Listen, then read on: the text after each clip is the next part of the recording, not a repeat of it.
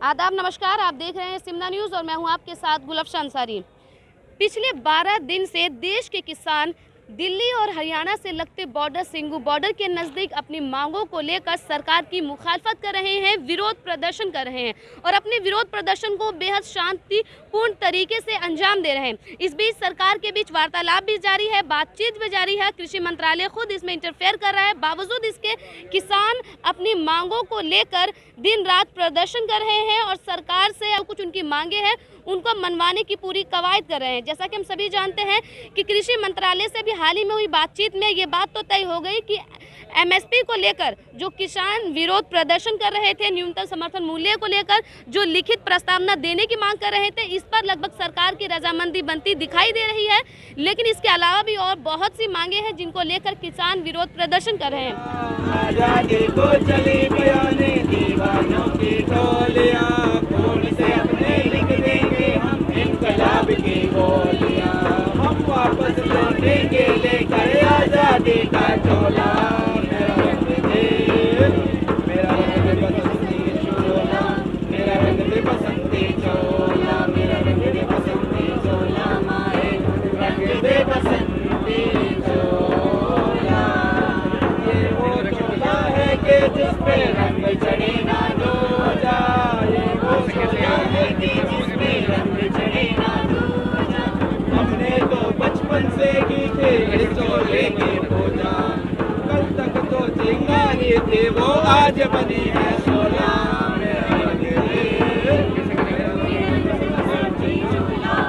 रंग दे बसंती चोला, मेरा रंग दे बसंती चोला, माए रंग दे बसंती चोला।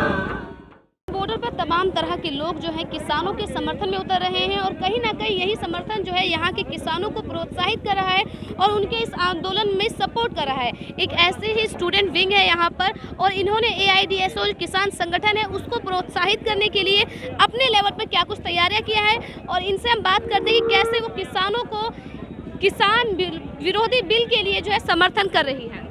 जी हम लोग उत्तराखंड से आए हैं, हमारे कुछ और साथी भी हमारे साथ में आए हैं। यहाँ पर किसान आंदोलन जिस तरीके से तेजी पकड़ रहा है, लगातार हम देख रहे हैं कि मजदूर जिनके हाथों से इस समाज का निर्माण हुआ है आज उसके हाथ खाली हैं और उसके पास रहने का ठिकाना ठौर ठिकाना नहीं है, जो सड़कों पर फुटपाथ पर सो रहे हैं। और सबके अन्नदाता किसान जिनको आज अपने हक की लड़ाई लड़ रहे हैं वो इस तरीके से रोड पर आने को मजबूर हैं, तो उन्हीं के समर्थन में और उनके जज्बे को सलाम करते हुए हम लोग उत्तराखंड से यहाँ पर समर्थन देने आए हैं।